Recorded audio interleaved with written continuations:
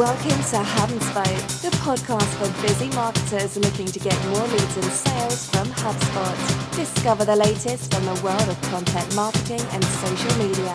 Here are your hosts from the Kingdom, Don Johnson and Adam Steinhardt. Welcome, Hub and Spoke listeners. Thanks for joining us again. It's episode 49. Great to be back on your airwaves. Hey, Adam, how are you today? Hi, Zan Johnson, and 49. Like, that's quite I know. remarkable. It's taken us 2 years. And obviously 49 just inches us that little bit closer to what you were touting as being a big episode 50. I know. Big episode 50 coming up. Blockbuster next week. Wow.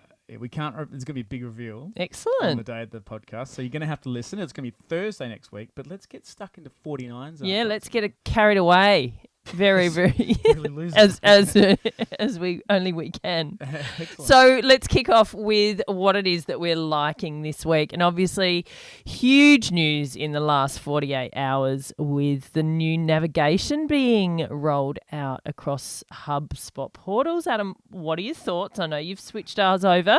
Yes. So for those that haven't got the notification, you can now change your menu bar to the new HubSpot menu bar. Yeah.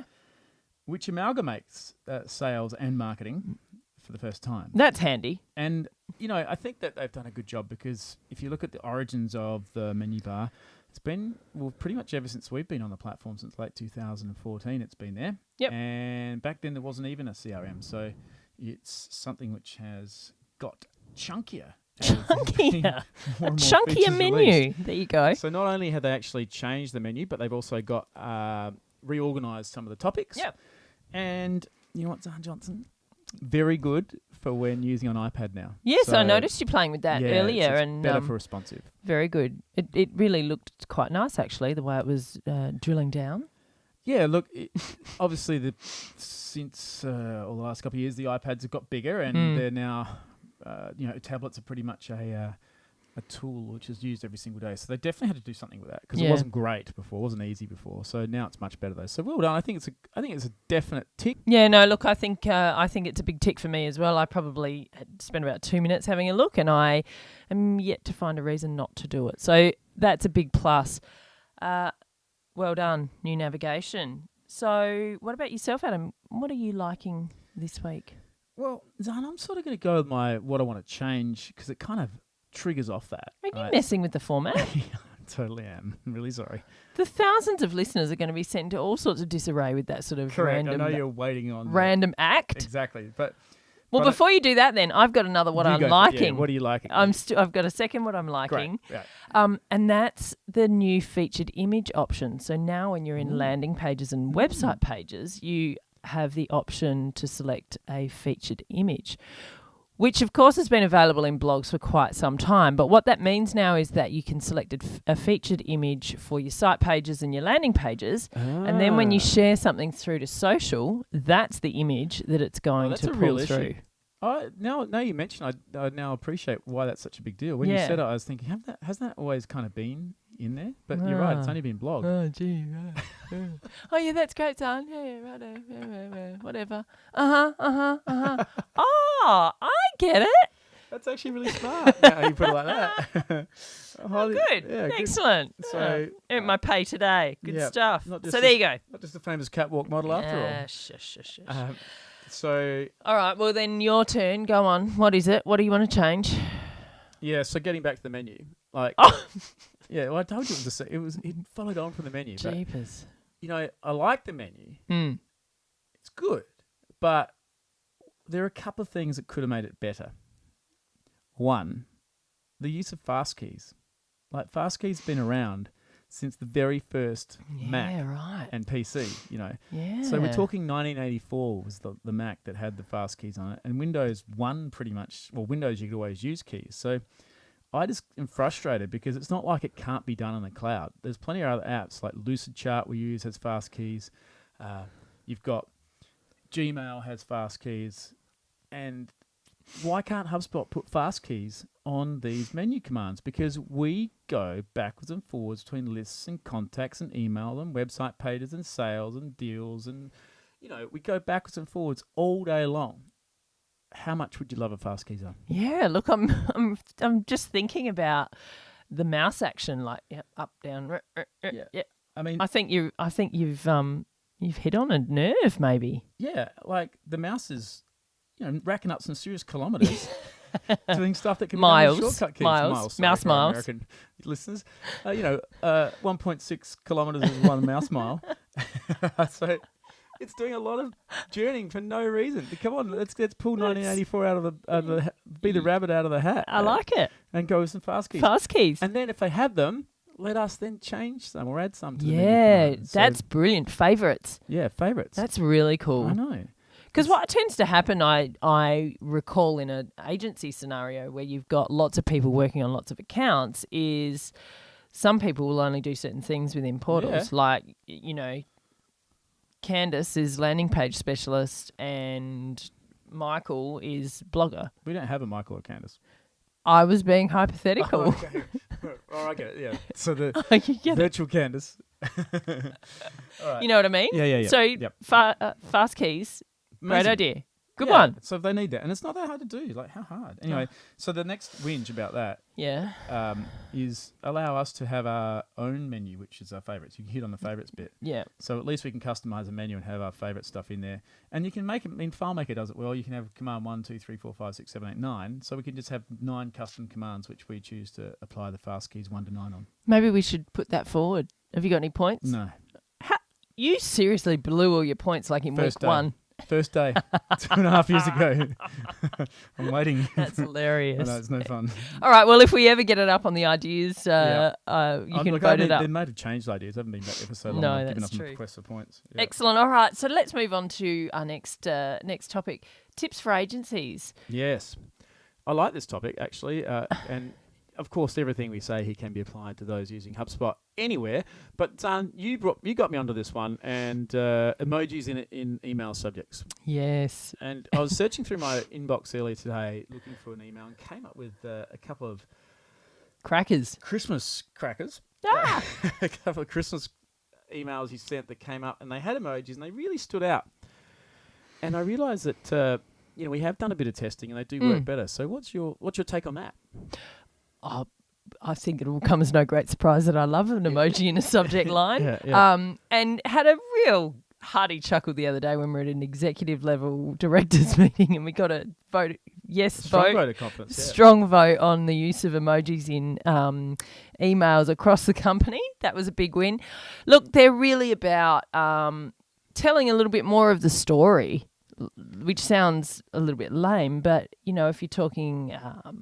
So the Christmas example, the Santa emoji, the Christmas tree, a balloon for a sale. Yeah, balloon's great. It's really about just jumping out of the inbox and getting some attention from a reader. And that's the thing. So there may be some corporate resistance because it is a bit of a leap of faith for a lot of corporates to consider putting an emoji in the subject line. Well, I can see that it would seem a little dinky. Yeah, I dinky, guess. agree.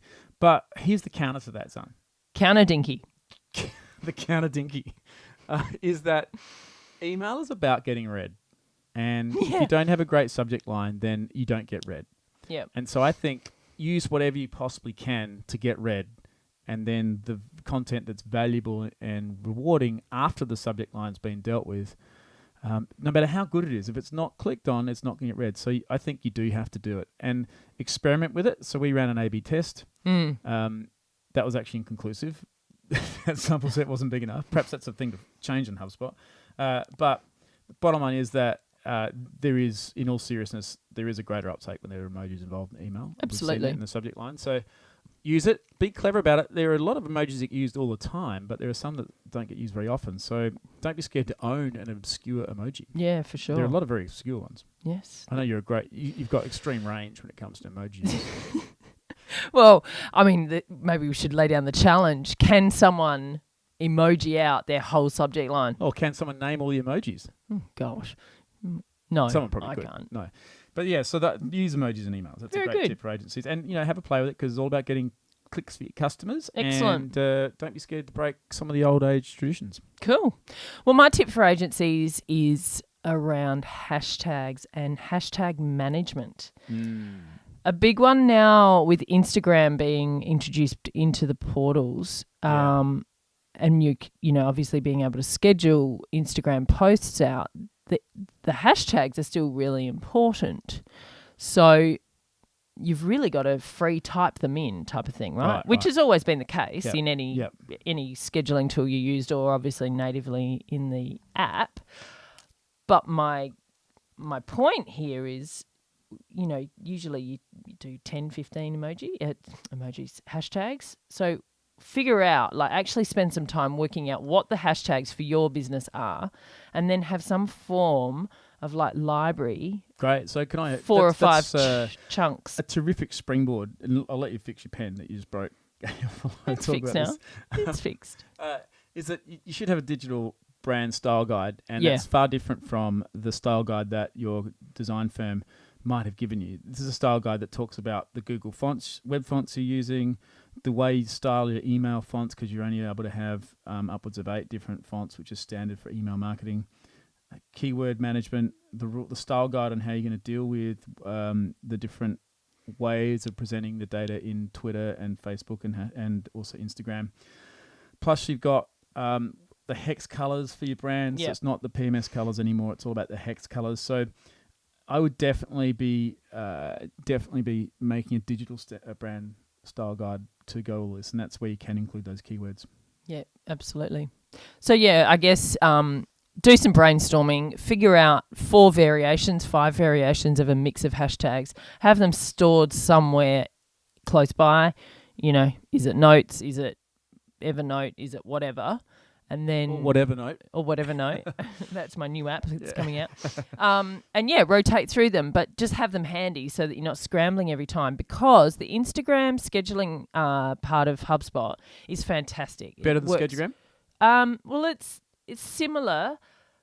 The big saving for me is that my images are already in the file manager. Yeah, that's massive. That's cool. And what I love is that as I'm cruising through work using the tool, I stumble across an image and I go, oh my gosh, that'd be great on Instagram. Well, Brilliant. I can do it straight away. Yeah, nice. Yeah. Okay. That's the tip for agencies from myself. Very nice. Hashtag girlboss. I've struggled to come up with one today. So is this for the hashtag girl bosses, for those who want to who rule the world? Like what I would change. Yeah. Which sounds a bit girly. No, it doesn't sound girly. It just sounds a bit lame that I haven't been able to come up with something. Yeah. I mean, you came up with the menu fast keys. Yeah. Favourites option. So maybe that's our shared one this week. Well, part of that perhaps is that I would like to see, this is only a little one, but I would like to see the H1, H2 paragraph formatting tab. So you use it all the time in email and you use it all the time in doing blogs and formatting your text. So typically you have H1, then H2, then H3, then body copy. I would love it if, given that HubSpot renders its menus using H2, I'd love it to be able to show the way they're formatted in the menu. Right. So Canva can do it. So Canva shows the font. So it's a bit like showing the font. So show the style of what they are in the menu. Got it. So you don't have to guesstimate all the time. So it's really frustrating. So I think it's, once again, it kind of goes back to this interface of the menu thing. It's not very hard to do these things. And, that'd just be really helpful. Cool. I'm sure they're listening in HubSpot land. Hello. And if they are, hello. Hello. We hope you find this useful. Yeah. Perfect. Good one. Awesome. All right. Software or apps that you are loving. What have you got for us, Adam? Well, you know what? I have got something, but I'm going to save it for episode 50. Okay. So but I have been on a bit of a theme about keyboards and fast keys. So I might keep it going on. So I am going to direct customers towards the keyboard options. It's under General in your iOS, and it is in the Settings control panel or preferences for your macOS. But there you can actually custom set up key commands, particularly for the macOS. So you can actually set up and apply custom shortcut keys to your menus in the Apple Mac. And in addition to that, you can create shortcuts, which is much like those using mentions in HubSpot, where you go ahead and type in a letter combination and that will automatically pull up for example, on your iOS device, it's very handy to type your email address, and you tend to be doing that all the time. So I've got and that will automatically put me in. instead of typing my entire email address. So Super clever. yeah, it's cool. It's a hidden function called text replacement on the iOS keyboard. I'm sure Android's probably copied it because it's kind of what they do. But it does allow you to go ahead and get greater flexibility into apps and make your day much more pleasant experience. Much more pleasant day because of my text replacement. Correct. Very good. Well, that's a great tip. Thank you very much. Mine is an old favourite. I'm going to talk about Canva. And We're just back on Canva's bandwagon. Well, I use it. Do you know what? It's the tool, after HubSpot, it's the tool I use every single day. So number 2 ranked. Yep. Yeah, wow. Love it. Obviously, proudly Australian. Yeah. Great for teams. You know, you can design something for me and then share it with me. I can alter it, send it to the client. It's very much the definitive guide now on the sizes required for each particular social media. So it's frustrating. That whole what's latest in Facebook and what latest in Twitter, etc. for art. You go to Canva and know they've got it up to date. So that's very helpful. Yeah. You can also get inspiration. They have great templates. You know, they've got a photo gallery in there as well. A lot of stuff there now, isn't it? It's really good. You can store your logo separately. Really like it. Easy to use. I am no graphic designer, but I seem to be able to roll out a little bit of something every now and again. Yeah, if you're not using Canva, you're definitely missing out. No doubt about it. Totally. Even if you are using Photoshop, it's faster than Photoshop in a lot of situations. Yeah. I agree with you. It's a really light, easy version. Fast. Yep. It's Speedy. good. I agree. Cool. Killer idea. Excellent. Well, that's it for today, folks. Oh, we have to talk about episode 50. Again. I know. There's a lot of excitement about the big reveal. The big reveal. The big reveal of episode 50, though, is a different big reveal now. It's gone pear-shaped. Oh, what? Best laid plans. Oh. So there might be a delayed big reveal. It could be episode 55, but there's another big reveal on episode 50. A double reveal. I know. We can't say much about it. Okay. But all I can say is you guys will definitely like it, and it's going to be highly informative. We have a special guest joining the show next week, and I barely even told you. Don't say anymore. You're not good at keeping secrets. No, a special guest is joining us, so absolutely make sure you're tuning for episode 50. Thank you so much. No problem at all. And of course, if you'd like to follow us on Facebook, Twitter, HubSpot, thekingdom.com.au/HubSpoke. Catch you for episode 50. Thanks, Anne. That was a great 49. Best one ever. See you later. Bye. For all the new shows, check out www.thekingdom.com.au/hub-and-spoke. You have been listening to Adam Steinhardt and Zahn Johnson of The Kingdom, an inbound marketing agency from Adelaide, South Australia. HubSpot Platinum Partners and the International HubSpot Partner of the Year 2015.